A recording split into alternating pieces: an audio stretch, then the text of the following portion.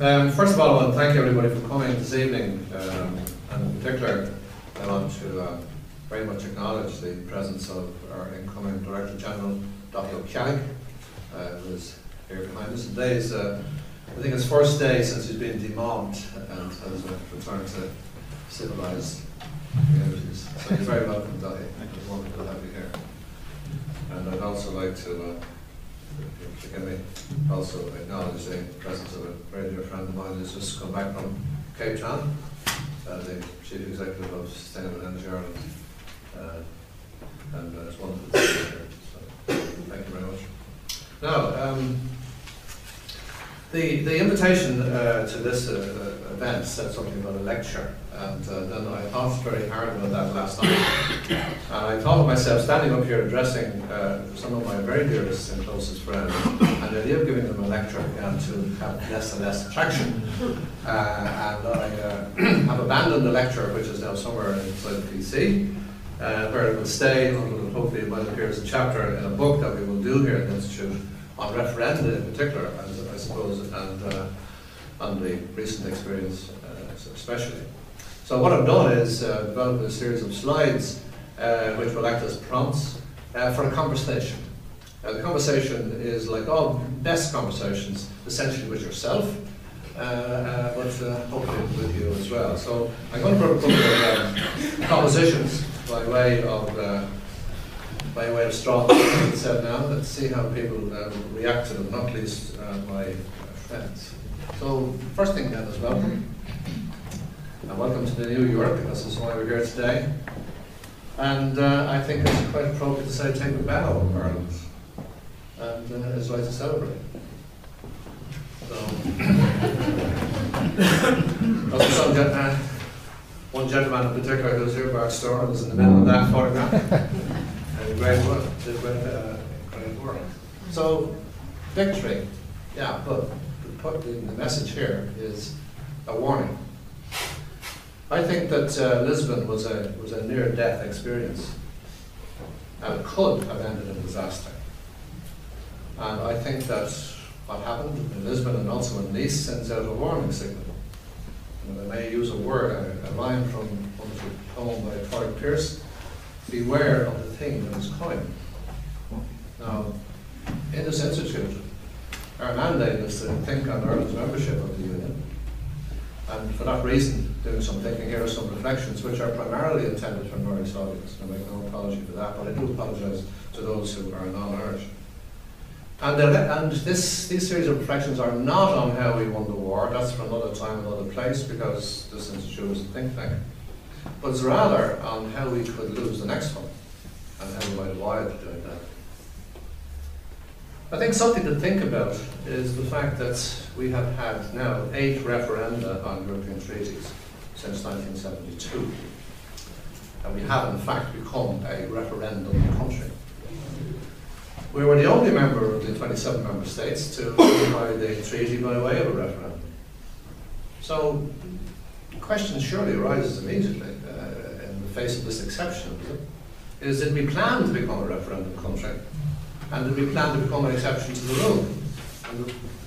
And there's a list of the referenda that took place in 72. And like some people in this room, I've had either the pleasure or the misfortune to have taken part in all of them. Now, the rule to which we are the exception is that international treaties are negotiated by governments, they're ratified by parliaments, but on the other hand, Ireland uses 2 quite distinct processes. There's negotiation by government, and of course by diplomats, and then there's ratification by the electorate. And these are quite 2 different processes. If you like, the negotiation and the agreement of the treaty is conducted on the side of democracy which might be styled representative democracy, the representatives of the people. On the other hand, the ratification is effected by direct democracy, by the people themselves. And these 2 systems can conflict quite clearly if both sides don't agree, in this case if the people reject the ratification. Now, this need not necessarily be fatal for the government or the parties which form the government. It has happened after all, with 2 referenda on PR, on abortion and on a divorce referendum. and it didn't necessarily damage or imperil the interests of the state. But I think we had better reflect in this case, in respect of European treaties, about the consequences of conflict.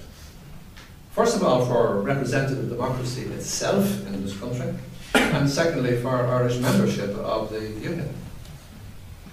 Reflecting on both Nice and Lisbon, and indeed on Maastricht in Denmark, it's obvious that the first no, if it is a no to ratification, is a conditional no. But a second no, I think, would be a definitive no. It really would mean no. Now, the Danes admitted this in 1992 in their famous white paper, in which they said that the only moral, indeed was the word they used, and rational and indeed realistic alternative option for them would have been to withdraw from the Union and to join the European Economic Area along with Norway. What is significant is that the Taoiseach earlier this year, in contemplating addressing the issue of a second no, said there wouldn't be a third referendum. So it would mean no. So does it matter if this second no really means no? Does it matter for us? Does it matter for Europe? I think, as Monet said, to understand something, you better start at the beginning, go right back to the beginning. And I think we should go back right to the Rome Treaty to see what the second no might mean. It's unique in at least three different ways. First of all, its aim, an ever closer union. That means adopting the present continuous. It's an ongoing process. In its method, that of sharing sovereignty in defined areas, in accordance with law and through common institutions, of course. And its duration, that is to say that it is a treaty in perpetuity. And I think these three features of the Rome Treaty establish what I call the rules of the game. And basically, the rules of the game will work like this, that countries voluntarily assume the membership of the EU. Nobody forces them into it. In fact, in our own case, we bet down the doors to get in. And those who are familiar with the treaty will well recall, with the whole history of the period, which was that our application for membership was not, shall we say, greeted with unalloyed joy in Brussels or elsewhere. It was extraordinary efforts of Sean Bass that got us to the negotiating table in the first place in January 1962. So countries voluntarily assume the responsibilities of membership. They are not coerced into it. But when they do take on membership, as with any club, they sign on to the rules, and in this case, what you're signing on to is an iterative process of integration. It is, I think, in the poetic words, and I suspect of the Jacques Delors, I may be wrong, a journey to an unknown destination. You don't get off the train, you don't stop at Blueling, you might change your carriage, but you can slow it down, but you've got to stay on board. I think that's the assumption that is to be made. So the rules of the game, I think, in respect of treaties then work out something like this, that as each member state enters an IGC, now I know an IGC, the decision to hold one is done, can be done, was in the case of Milan, leading up to the Single European Act, it can be done by majority vote, which Mrs. Thatcher didn't understand, but it happened. So you could be on the minority side, but then convene an IGC. But on going into the IGC, there's an expectation that you're going to be part of whatever consensus emerges out of the IGC expressed as a new treaty. And any difficulties that you have as a member state are to be raised and dealt with before agreement on the treaty contents, not afterwards. And hence the use of delegations or opt-outs in the treaties, because you raise your problem beforehand. As, for example, Britain did in respect of being able with Maastricht. So it happened beforehand. That's included in the treaties. So the presumption is, having agreed on the treaty, that all member states will ratify it. And there is no plan B for failure to ratify it. Now I remember Dig Spring's consternation after the Single European Act, when confronted with it, what if we fail, saying there is no plan B. Why isn't there a plan B? Because these are the rules of the game. There's no need for a plan B. And hence the recourse to the second referendum procedure, which is applied, of course, only here and in Denmark. And that brings me to the second point about this whole process, and that is that of Realpolitik. In the case of Maastricht, Denmark couldn't stop the treaty from going forward. That's why they had to go for a second referendum, secure what those opt-outs, as they did, which were subsequently incorporated in the treaties by a protocol. And Ireland couldn't stop Nice or Lisbon from going ahead. Both Denmark and Ireland immediately volunteered in face of a no vote to have a second referendum in order to stay on board the moving train. But France and the Netherlands did stop the constitutional treaty. They did not hold a second referendum. The treaty was dead immediately, dead in the water. And that reaction was understood and accepted, which is the important point, by all other member states. So that leads me to a conclusion, and that is I offer you Orwell's law. You recall in 1984 that some animals are more equal than others. Some member states are more equal than others. I think it's the fact of life. It's not victimization of us or anybody else. After all, France initiated the whole project. It's an indispensable core member. French-German rapprochement, after all, is the raison d'etre of the community. Without France, the whole thing is an absurdity. And other member states, in my view, bar the Benelux, are not indispensable to the success of the Union. That doesn't mean that they are dispensable. People want everybody to stay on board, but they are not indispensable. And that includes us. So, when it comes to a referendum, in the light of these facts of life, the Realpolitik and Orwell's law, what are we actually doing when we vote in a referendum? We're voting to, after all, to ratify a treaty negotiated by our government. But what do the rules of the game tell us about the outcome of the vote? Do we take account of Orwell's law, that we're not all equal? And what question in the referendum campaign are we asking ourselves which impact we're answering at the ballot box? Is it about Ireland, or is it about the treaty? Or is it about the treaty, or is it about Ireland? Now, I think that this is fundamental and crucial, because framing the question surely determines the answer. I think the question in Lisbon 1 was, are you in favour of the treaty? In Lisbon 2 was, do you want to preserve the advantages of membership?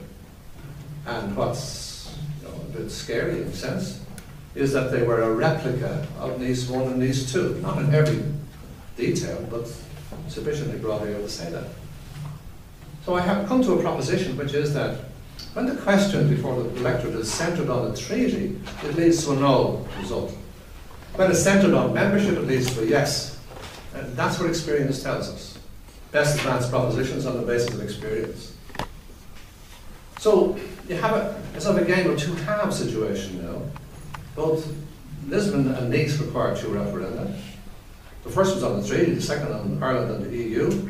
And we needed a game of two halves to win a yes. Now, where I started at the beginning was, is this wise? Are we going to have two referenda the next time? Are we sure that we can ratify the next time, if there is a next time?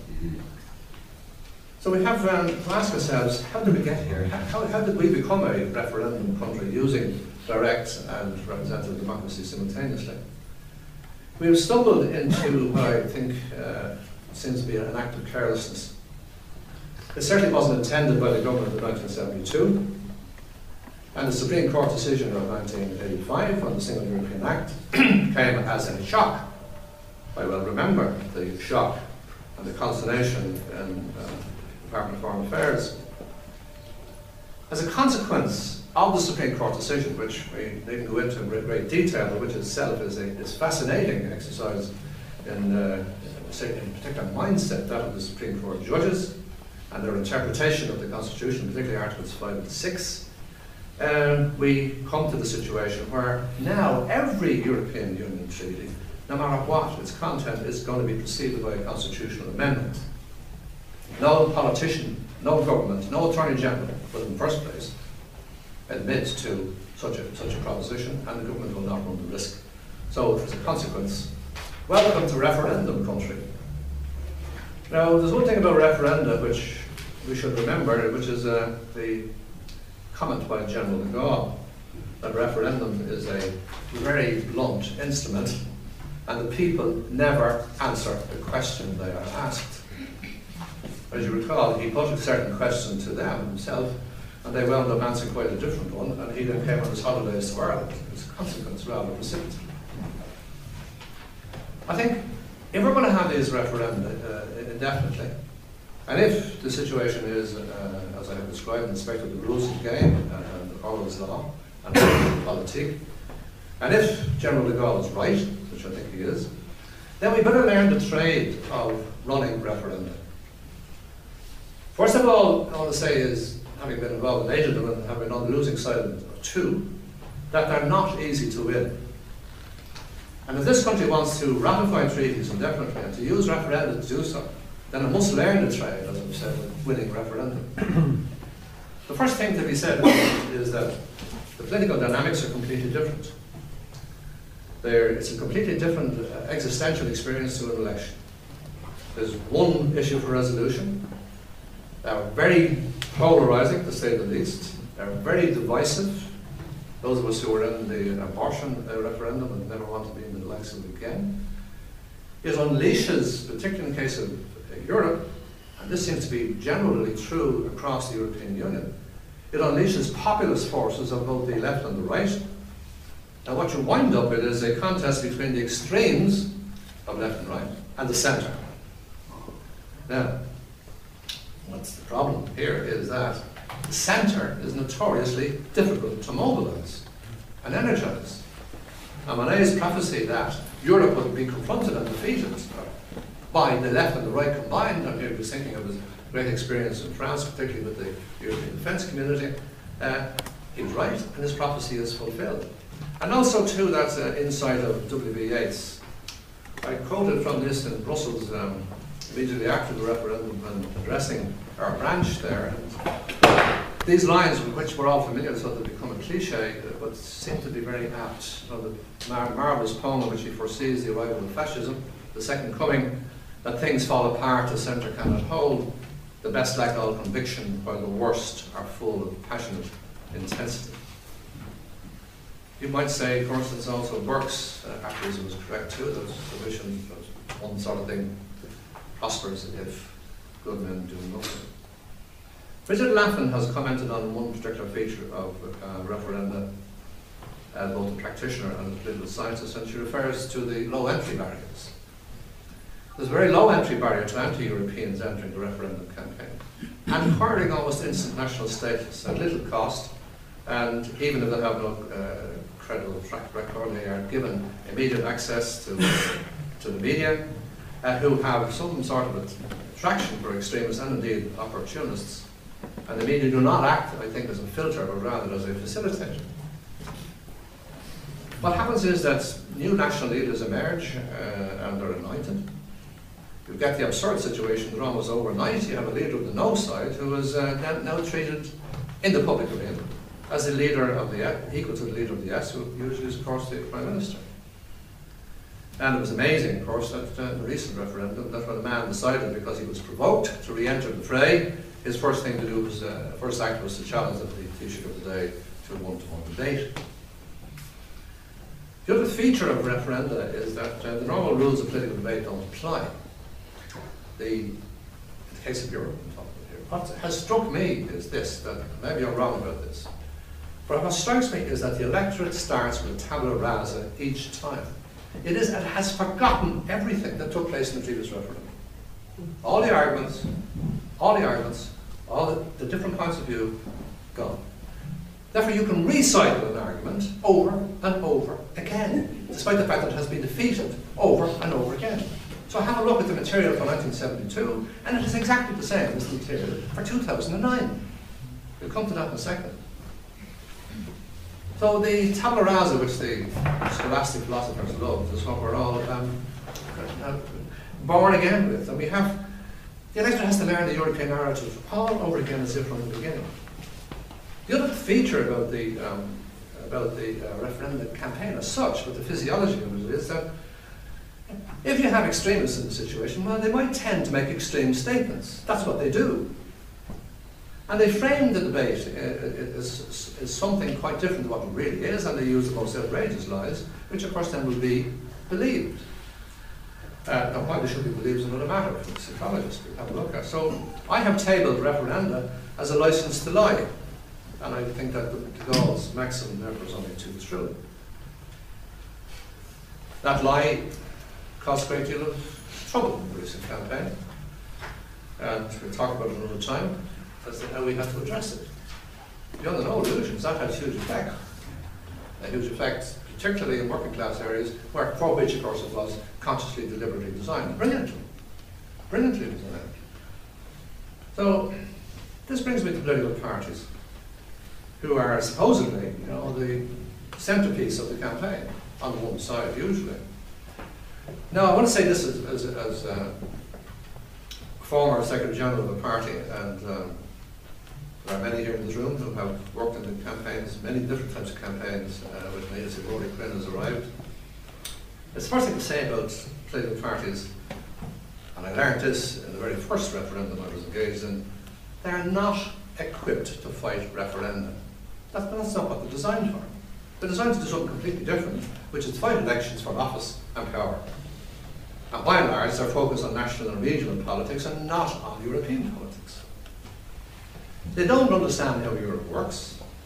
They have no vocabulary or framework to explain the European Union to their own members and their supporters. And what happens is that Europe is the preserve of the party leadership, those up there, who of course, because they're up there and are the leaders, are usually too busy doing other things to be just focusing on Europe, on the referendum. So as I said earlier, the alternative to this then is to try and mobilise the centre. And I said that it was notoriously difficult to mobilise, and I think the reason for that is that you have the politics of contentment, using Galbraith's expression. If you're content, you're not going to be out on the streets that easily, put out on the street. And they're only mobilised when the centre perceives a threat. And I think in the first referendum, in each case, in both Nice and Lisbon, the centre didn't see a threat. It couldn't believe most of the stuff it was listening to. And a lot of it went off on holidays, on weekends, and phoned up to see what the result was, and then got shocked. So, Nice too, and Lisbon too, answered what we actually put in the papers as a call to arms, because now it was under threat. Which brings us to an interesting point about turnout and electorates. And what you can see is that while the electorate has been increasing, the upper tube, the green one is the electorate, is the turnout, and what you can see here is that it varies. And that is the key, to, I think, to understanding what's going on. If you look at the yes and no voters as a percentage of the electorate, you begin to see an interesting thing as well. What you begin to see, I think, is a volatility, particularly on the part of the yes side. And that's something I want to focus on for a few seconds. This is the centre that I'm talking about. The yes vote is erratic because of the volatility of the centre. And it declined very sharply between 72 and 87. 87 was a wake-up call which nobody listened to. It led to this institute, by the way. Then it recovered and it stayed solid in the 1990s when it collapsed by 50% in the 2001 Nice 1 referendum. Here, the centre went off the reservation. It recovered almost all its votes in Nice 2, which gives you the result that we got. And then it lost votes again in Lisbon 1. And I think that's what the worrying feature of the system is the inability to grow the yes vote consistently and coherently throughout, as the electorate has been growing, absolutely in terms of numbers. The fortunate thing is, of course, is that the yes vote recovered in absolute terms in 2009, in just recent referendum. The no vote is very interesting statistically. It began at 78% of the vote, which we in the Labour Party claimed was all of ours in 1972. We got 70% of the vote just in the previous election. As merely 12% of the total electorate, but it had doubled in absolute terms by 1992. And then the percentage jumped to nearly 40% in 1998, and then of course in 2001 it reached 54%. Now, this is a very interesting phenomenon that it should have grown the way it has, even if the percentage fell back in these two, jumped again in Lisbon 1 to to the highest ever absolute vote that the no side got, equaling 28% of the total electorate, only for it to collapse again in Lisbon 2.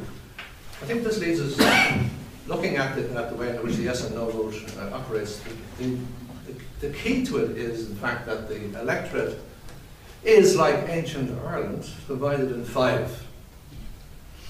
There's 1/5 is hard yes, there's a 1/5 which is soft yes, a 1/5 is a hard no, 1/5 can't vote for whatever reason, not being here, in prison or abroad or wherever, working, same thing, and 1/5 won't vote, no matter what happens, which is an interesting group. So I think the danger ahead is this, that if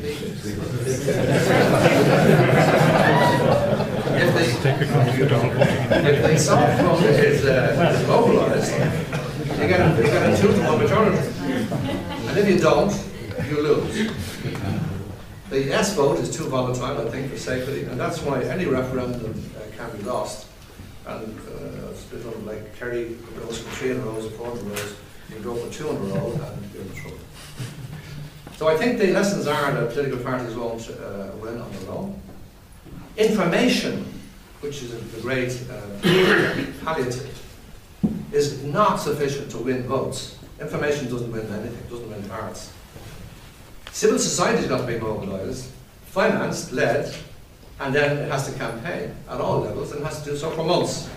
And there are the lessons from Lisbon 1, these 2, and Lisbon 2. Now these conditions, I think, particularly in respect of Lisbon, may not be repeated, the conditions for success.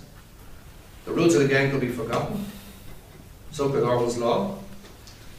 We will probably continue to use referenda for ratification because the political class will not go back to the original wording of the 1972 amendment, which was in turn amended in the House on the committee stage. And I think we will approach most future referenda like we did before. And let's assume that there will be further referendum.